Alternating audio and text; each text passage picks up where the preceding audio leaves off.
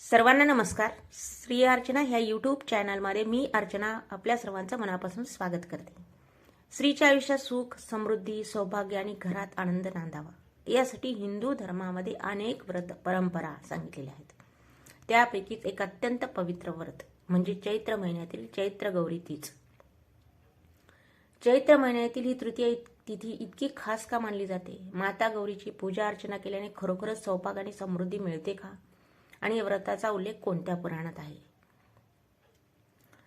देवी पार्वतीने भगवान शिवांना पती म्हणून मिळवण्यासाठी केलेली कठोर तपस्या आणि त्या तपस्येची आठवण म्हणून साजरी केल्या जाणारी ही पवित्र तिथी म्हणजे चैत्र गौरी तीज. या व्रताचे खरे महत्त्व काय आहे? चला जाणून घेऊया. कोणत्या पुराणामध्ये उल्लेख आहे? चैत्र गौरी तीज व्रताचा उल्लेख मुख्यतः स्कंद पुराण, शिवपुराण आणि पद्मपुराण यामध्ये देवी पार्वतीच्या तपस्येच्या कथांमध्ये आढळतो. पौराणिक कथानुसार देवी पार्वती लहानपणापासूनच भगवान शिवांना पती म्हणून स्वीकारण्याचा संकल्प केला होता. त्यासाठी त्यांनी अनेक कठोर तपस्या केली. त्यांनी जंगलात राहून उपवास, साधना, भगवान शिवाचे ध्यान केले. देवी पार्वतीची भक्ती आणि निश्चय पाहून भगवान शिव त्यांना अत्यंत प्रसन्न झाले. त्यांनी पार्वती देवीला दर्शन दिले आणि तिची इच्छा पूर्ण करत तिला पत्नी म्हणून स्वीकारले. त्या दिवशी देवीचे गौरी रूप पूजले गेले आणि त्यानंतर गौरी तीज व्रताची परंपरा सुरू झाली असं मानलं जातं. चैत्र महिन्यातील ही गौरी तीज स्त्रियासाठी अत्यंत पवित्र आणि मंगल मानली जाणारी तिथी आहे. या दिवशी माता गौरीचे पूजन करून सुख, समृद्धी, सौभाग्य आणि कुटुंबाच्या कल्याणासाठी प्रार्थना केली जाते. हे व्रत कसे करायचे, याची पूजा अर्चना कशी करायची? त्या दिवशी काय करायचं? लवकर उठून स्नान करून स्वच्छ, शुभ्र किंवा पिवळ्या रंगाचे वस्त्र परिधान करायचे आपण. त्यानंतर घरात किंवा देवघरात माता गौरीची मूर्ती किंवा प्रतिमा स्थापित करावी. म्हणजे परंपरेनुसार कोणाकडे लाकडीची गौर असते किंवा पितळाची गौर मिळते. कोणती जी गौर आपल्याला उपलब्ध आहे ती आपण आणायची. लाकडी पण गौर अशी असते की ते लाकडी पाळणा असतो किंवा पितळेचा पाळणा असतो, त्याच्यामध्ये गौर असते आणि पुढे महादेवाची पिंड असते. बाहेर बाजारात मिळतं. तर तशी गौर आणायची आणि त्याची स्थापना करायची. देवीला हळदी, कुंकू, फुले, अक्षदा, फळे, गोड पदार्थ, खीर कानोल्याचा नैवेद्य दाखवायचा, कारण तो मान असतो खीर कानोला. आणि कैऱ्या आलेल्या असतात उन्हाळ्यामध्ये, त्याचं कैरीचं पणस सुद्धा देवीला करायचं असतं आणि त्या दिवसापासून कैरीचं पणन केलं जातं. असे काही काही ठिकाणी परंपरा आहे. गौरीला बत्ताशाचा हार घातला असतो. खण असलं खणाची अशी छोटीशी साडी टाईप करून खणाची साडी, छोटी साडी करून शिवता येते किंवा आपल्याला ह्याच्याप्रमाणे बाहेर मिळते सुद्धा, तशी साडी चैत्रा गौरीला घालायची आणि बत्ताशाचा हार, फुलाचा हार देवीला अर्पण करायचा. त्याच्यानंतर आपण अर्पण करून पूजा केली जाते, आरती करायची देवीला आणि गोड पदार्थ करायचा. खीर कानोला तर करायचा, तर आपल्याला गोड पदार्थ सुद्धा त्या दिवशी केला जातो आवर्जून. त्या दिवशी अजून एक सांगायचं मला वाटतं राहिलं की ते चैत्रा गौरीला आपण मंगळसूत्र सुद्धा घालायचं, कारण ती देवी असते. देवीला मंगळसूत्र घालणं शुभ मानलेलं असतं, म्हणून मंगळसूत्र घालायचं. एखादा छोटासा हार घालायचा मोत्याचा किंवा हे आपण देवी म्हणून तिचं साज शृंगार करायचा चैत्रा गौरीचा. त्यानंतर गौरीची आरती करून कुटुंबाच्या सुखासाठी प्रार्थना करायची. काही ठिकाणी स्त्रिया या दिवशी उपवास सुद्धा करतात, काही फलाहार घेतात. आपल्या परंपरेनुसार आपण करायचं. भक्तिभावाने ही गौरी तीज भारतामध्ये अनेक भागामध्ये गौरी तीज मोठ्या प्रमाणात साजरी केली जाते. स्त्रिया एकमेकांना हळदी कुंकू लावतात, देवीचे भजन स्तोत्र म्हणले जातात. ही परंपरा एक धार्मिक तर आहेच आहे, त्यासोबत स्त्रियांच्या एकतेचे आणि भक्तीचे सुंदर प्रतीक आहे. त्या दिवशी गौरीची तीज 3 तीज येतात. पहिली तीज, दुसरी तीज आणि शेवटची अक्षय तृतीयाची तीज. त्या दिवशी हळदी कुंकूची सांगता होते. त्या दिवशी चैत्रा गौरीचं सांगता केली जाते अक्षय तृतीयाला. आपल्याला समजा एखाद्या पहिल्या तिथेला नाही जमलं, काही अडचण आली, काही आपण बाहेरगावी गेले तर दुसऱ्या तिथेला सुद्धा चैत्रागौर बसवू शकतात.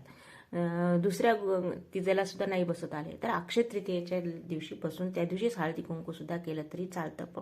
म्हणजे काही अडचण आली तर तसं तर पहिल्या तिथेलाच बसवायचं आणि महिनाभर आपल्या चैत्रागौरीचं तिन्ही चैत्रागौर बसवायची असते. ते दररोज तिचं हळदी कुंकू ओटी म्हणजे फुलं अक्षदा वाहायच्या तिथं आणि गौरीचं सालंकृत पूजा करायची आपण त्या दिवशी. म्हणजे महिनाभर करायची, महिनाभर आपल्या घरात ती राहते. काही ठिकाणी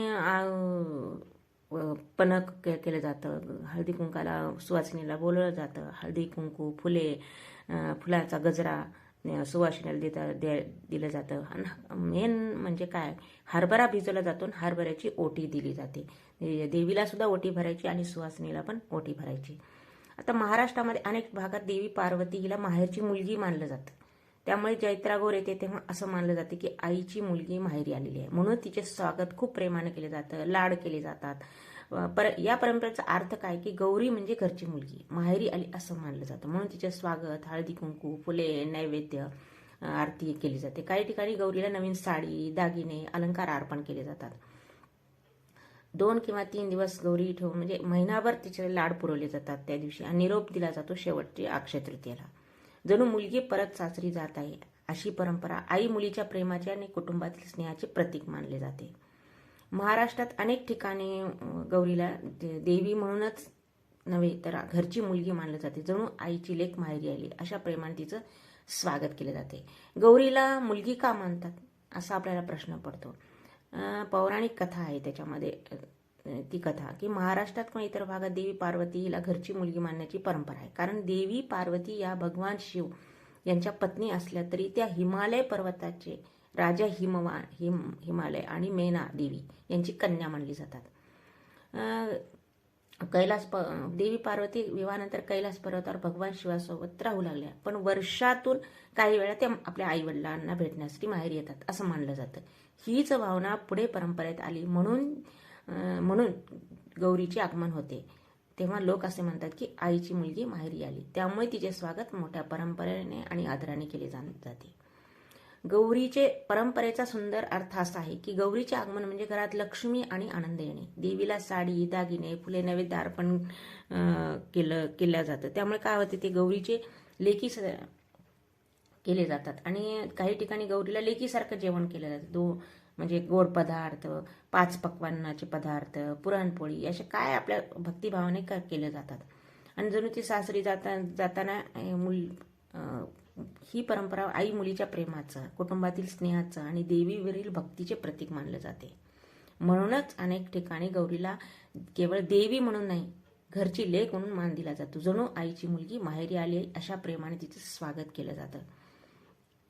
चैत्रागौरीच्या हळदी कुंकामध्ये हळदी कुंकू पण मुरमरे ओले हरभऱ्याची ओटी सुवासिनीला देवीची भरतात आणि सुवासिनीला दिली जाते आणि ही सांगता अक्षय तृतीयेला होते. खीर कानोला प्रत्येक तिथेला खीर कानोला अवश्य असतो. खीर कानोला नैवेद्य केला जातो. खीर कानोला म्हणजे काय की परत देवी आपल्या घरी यावी असं म्हणून सुद्धा खीर कानोला केलं जातं. ही म्हणूनच चैत्रागौर तिची केवळ परंपरा तर आहेच आहे, त्यासोबत प्रेम कुटुंबाच्या मंगल भविष्यासाठी केलेली एक पवित्र साधना आहे. मनापासून माता गौरीची पूजा अर्चना केली तिच्या कृपेने घरात सुख समृद्धी सौभाग्य आणते असं मानलं जातं. अशी आहे चैत्रगौरी तिजीची सुंदर आणि अशी परंपरा पवित्र परंपरा. म्हणूनच हे चैत्रागौरी तीच एक तिथी तर आहे, त्यासोबत आपल्या कुटुंबाच्या सुखासाठी केलेली एक पवित्र साधना पण आहे. आणि ही गौरीची तीच माता गौरीची कृपा जर आपण पूजा अर्चना केली तर माता गौरीची कृपा त्या घरावर असते. त्या घरात आनंद समृद्धी कधीही कमी पडत नाही. जय माता गौरी.